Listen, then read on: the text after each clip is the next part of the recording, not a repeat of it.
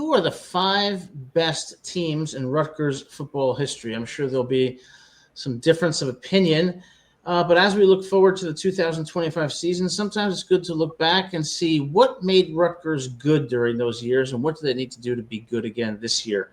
So why don't we start out? Donovan, Gabe, why don't you guys go first and second? Tell us what's your first, or not in any particular order, but what's on that top 5 list of yours? You want to go first, Gabe, or you want me to go first? Yeah, so you got it. I was going to say, let's go through each of our 5s first, each of our 4s, so on and so on. All right, so from my criteria for this list, I've really just put primarily winning seasons, a bowl victory or at least of a bowl appearance, and just strength of schedule at that time. And it's going to be a little bit era dependent. I'm going to have some teams that are more current than previous because just the amount of talent that these teams currently face now is way different than those teams back then. But I'm most likely we're all going to have a similar number 1, but I'm not going to go spoil my number 1 yet. Also, I included just player accolades. Players, if a Rutgers team had a lot of All-Americans or a lot of draft prospects, which during my research, I was shocked to find out a lot of these players even went to Rutgers. As we talked about before with Ray Rice, that was new information to me, and I'm a Ravens fan. So before I go to my number 5, I want to knock off a couple of honorable mentions. I had 2005 team, the 2023 team as well. First year, one of the first successful seasons under the new era Greg Schiano and with running back Colin Monangai, as well as the 1958 team that won the MAC championship, the Middle Atlantic Conference, which was the first time I even knew Rutgers was in the MAC. Because when they typically think of the MAC, you think of just North, Buffalo, Miami of Ohio University, go Bobcats. So for number 5, I have the 2009 team that went 9-4 under Coach Greg Schiano. This team under head coach Greg Schiano saw several players drafted into the NFL, including wide receiver Kenny Britt, Mike Teal, and Hall of Fame safety Jason McCourty. Specifically, the McCourty twins were on this team as well. 2 of the best safeties that I've personally seen overall in my life. In my lifetime, one of the 2 best safety tandems, and it's just shocking to me more and more how New England was able to get both of them at the same time. So I had them at number 5, and this was a team as well that had quarterback Tom Savage and receiver Tim Brown just completely lighting it up in the East. Interesting that Tom Savage had the most professional success out of them too. So my number 5, you said 2005 for yours, right? 2009. 2009, okay. Yeah, I got 2007 because you had some very similar names. 2007 for my number 5. Now, it was the year after the amazing 06 year, so 8-5 compared to 11-2 could be seen as disappointing. I don't see it that way. I think 8-5, 2-3 against the Big East is a little bad, but 8-5 is solid no matter what school you are, as long as you're not one of the top 3 in each conference per se. But for us, most experts would call 07 one of the strangest seasons of college football. So 8-5, 2-3. It sounds like it could be a little better, but when you look at LSU, the champions and the 2 seed, having 2 losses that year, and the fact that there were so many large upsets, I'm picking this primarily because of our enormous victory over number 2 ranked South Florida, who were undefeated that year and up until then, and that was probably one of the biggest ones in Rutgers history. It gets overlooked because of Louisville in 06 a lot. So I look at this team, I see, like we said, with Mike Teal, his serviceability, Ray Rice out of the backfield with 2,012 yards rushing. And by the way, that's foreshadowing another year I have on my list later on. And he had 24 touchdowns rushing. He had 1 receiving, so he had 25 altogether. And 2 receivers in Kenny Britt and Tequan Underwood both had 1,100-plus yards receiving. Yeah, so Gabe, that was one of my picks, so I'm going to X that out. So I only now have 4 choices. A very good pick. These are in no particular order, but I have to go back to the year after I was born, 1975, and the year before my idol Elvis Presley died on August 16th, 1977. That 1976 Rutgers team under Coach Frank Burns, 11-0, number 17th in the AP, declined an invitation to the Independence Bowl to play McNeese State. But that team was a powerhouse, definitely worthy of being on the list. I have them at number 2. No, I'm not we even. canceled each other out. Yes, sir.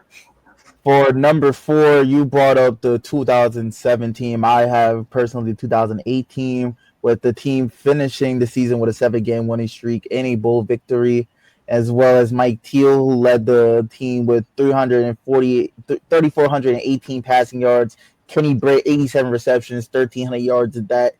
That team was just, for the fact that this was still a year with Ray Rice on that roster, or I think, no, this was the year before Ray Rice got drafted. This team was still just a high-powered offense, and I have 3 other high-powered offenses to finish off this list. Okay. Yeah, my number 4, who I foreshadowed in my last by listing Ray Rice's rushing yards. My number 4 team is the 2012 team, 9-4, 5-2 against the Big East. We had Gary Nova up front, Brandon Coleman. But you look at the defense led by Logan Ryan in the secondary, and the beef up front, as Adam likes to say. You need beef to be a successful defense, and we had that. We had several guys going into the NFL up front. Logan Ryan was one of the few in the back, but I mean, he was the captain of that defense and one of the best players that we've had probably over the past 15 years since the Ray Rice, Kenny Britt era ended. That's my number 4.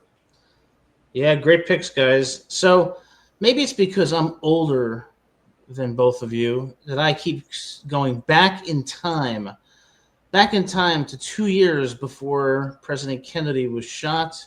1961 under Coach Bateman. 9-0 Rutgers team, including a 25-point comeback victory against Columbia. I guess they played Columbia at the time, an Ivy League school. That was a great team. And, one of those teams that you saw like in 1976, there's spots where Rutgers has had powerhouse teams. 1961 was one of them. You mentioned 2012 as your number 14, Gabe. I have them at number 3, primarily because not only that they shared a 5-2 conference record in the Big East with teams like Louisville, Cincinnati, Syracuse. They were ranked 4th nationally in opponents' points per game, only allowing 14 points. They were ranked 6th in rushing defense, only allowing 97 yards on the ground. And this is against a Louisville that had Teddy Bridgewater, Devontae Parker, Cincinnati that had the Kelsey twins and George Wynn, and then Syracuse, who had future Giants quarterback, preseason Hall of Famer in my eyes, watching their Giants preseason games, Ryan Nassib at the QB position, and they were still only 5-2 in that conference while having a generational great defense and overall that's been one of the best defenses that Rutgers has had over, I would say, in the 2010s at that. So that's why I primarily have them at number 3, because just the strength of the opponents that they were playing against. Teddy Bridgewater, who ended up being a first-round pick for the Vikings that year. The Kelsey twins, who are both on the path to be Hall of Famers for Cincinnati.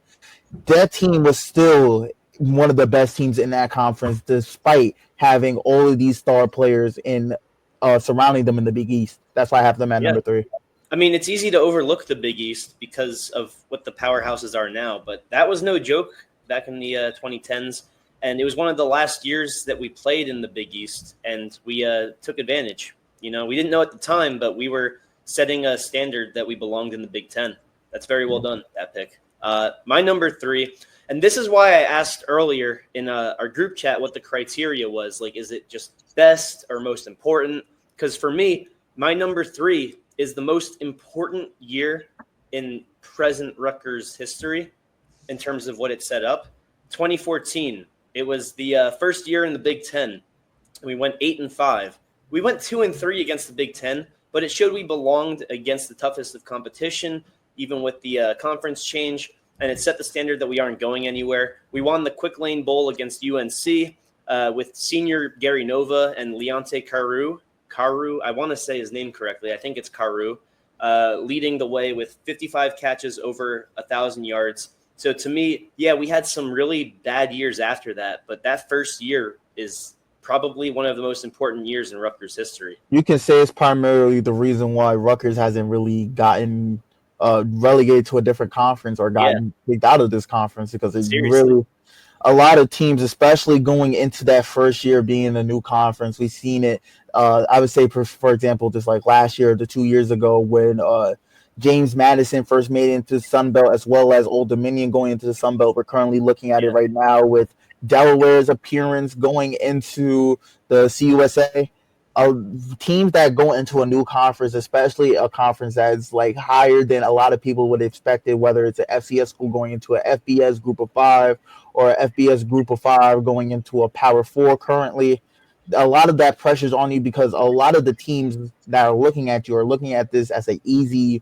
scratch off of a 100%. win for their schedule because they think that you're not supposed to be there. And what Rutgers did in 2014 is very, very just important because it just showed that they deserve to be a part of the Big Ten. Like, and we're seeing how the Big Ten has moved currently, adding in new schools, kicking out a lot of schools as well. It really was what kept them in the Big Ten.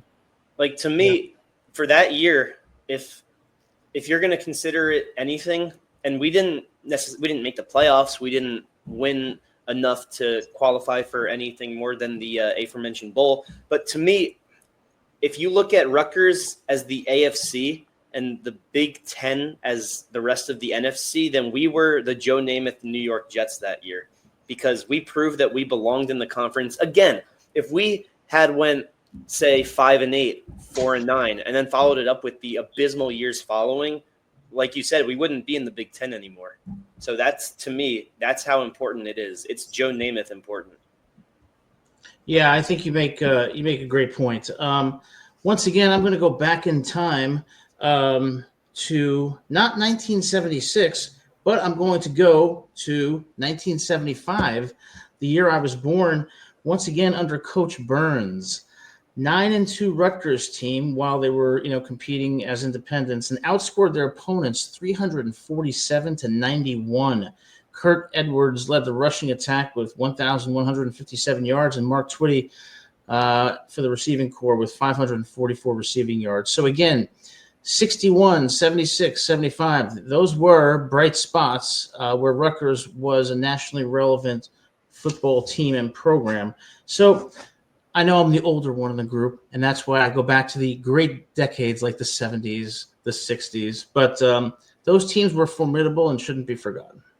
100%. They were the foundation. And I'm just going to, for my number two, you talked about how in 75 that team was very just put Rutgers on the map. My number two is the 2006 team because that's what put Rutgers honestly on a national scale in a similar situation that we saw the year after with West Virginia under that Pat White era at him at quarterback. No one expected Rutgers to win against Louisville, and that's why the pandemonium in Piscataway has been one of the not only just a reference moment in just Rutgers history, but just New Jersey sports history outside of the Devils three-peat in the early 2000s in the Stanley Cup. If I remember, Louisville was supposed to be a double-digit favorite going into that game, and they got stunned. And this team outside of that game also had upsets against UNC. They won 21-16. They started off the program's highest ranking at that time at an AP ranking of 12, starting off 9-0, which has been I think the last time they started off 9-0 in the school's history till this day, as well as winning their first bowl game in program history with a 2006 Texas Bowl victory against the Kansas State Wildcats in a blowout 37-10. And Ray Rice, as a freshman at that time, as a sophomore at that time, setting a Rutgers rushing record with 1,700 yards and 20 touchdowns. So overall, that team is very magical, very comparable to those teams in the 70s where they had a team that no one expected to be that good. And when they played against competition that was supposed to humble them, they ended up humbling that opposition. Yeah, exactly right. We never got humbled until, like week 10 or 11, but it took a long time. My number two team was the 1976 team. We already discussed it, 11-0, and also the most wins in a single season in program history because we've gone undefeated before that, but we never did it with 11 games. And if you do that nowadays, I mean, besides that Florida State team because of Jordan Travis's injury, you're guaranteed a playoff spot. Unfortunate that they didn't get it, but it proved to be the right decision. But if you look at us, if you can't control your schedule, and if your team stays healthy and you go 11-0, 12-0, whatever it is that year, you're guaranteed a spot in the playoffs, especially with the depth there is nowadays. So to me, you can't necessarily say we face the toughest competition, but we face formidable competition. And year in, year out in the 70s, we were losing 1 or 2 games or 0 games. So that's why I have them in my number 2. Absolutely.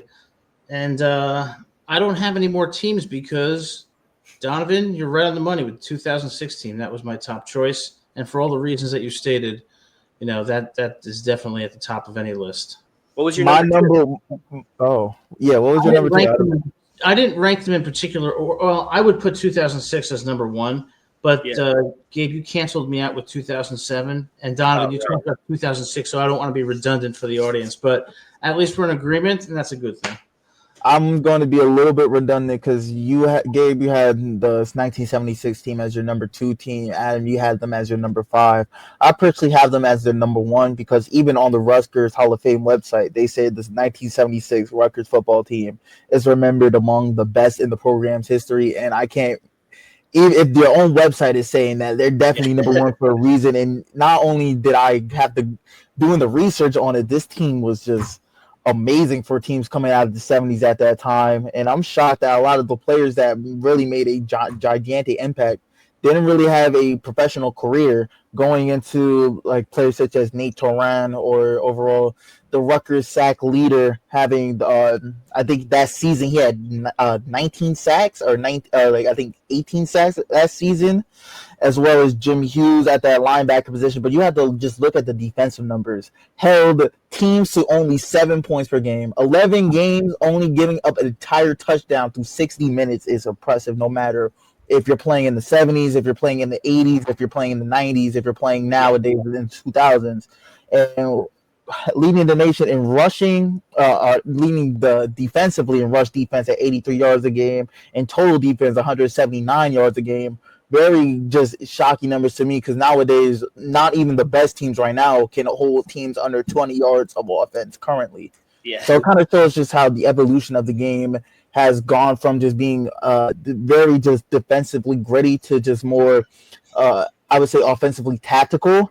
But what Frankie Burns did for this program as the head coach and finishing 17th in the AP poll, it's crazy how an 11-0 team only holding teams to a touchdown per game for 11 games in the entire season didn't finish in the top 10. But I digress. This was easily, hands down. If you put all the teams against each other in the tournament, 76 is winning every single time. Agreed. Okay. You think that transcends eras, that team? What Nate Toran was doing on that football field, just from my research and just how he was getting to the quarterback easily, especially with just how the rules are nowadays in regards to how offenses for blocking, he was getting through what people would call holding calls today. Yeah.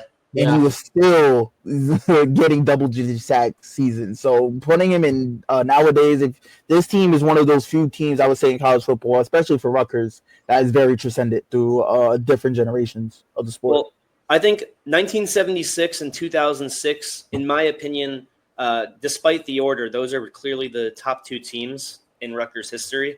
I don't think that there's a third team that you can say goes over either of those teams. But I do have 2006 as my number 1 team. We talked about it already, and yes, it is redundant. 11-2, 5-2 against the Big East. That incredible win against Louisville that overshadowed the South Florida win the year following, unfortunately, because that was a really good win too. But my main point that I'm surprised wasn't addressed yet was that this team was, we talked about it briefly with Ray Rice, but it was a team full of sophomores and juniors doing this. It wasn't seniors. And so they were doing it against guys that were technically a little bit bigger than them. And, they were still, they were carrying that sort of New Jersey arrogance week in and week out. And people didn't like it outside of New Jersey, but we never got humbled until the later weeks. So to me, that's the most impressive year, but 76 and 06 in no particular order are the clear 1 and 2.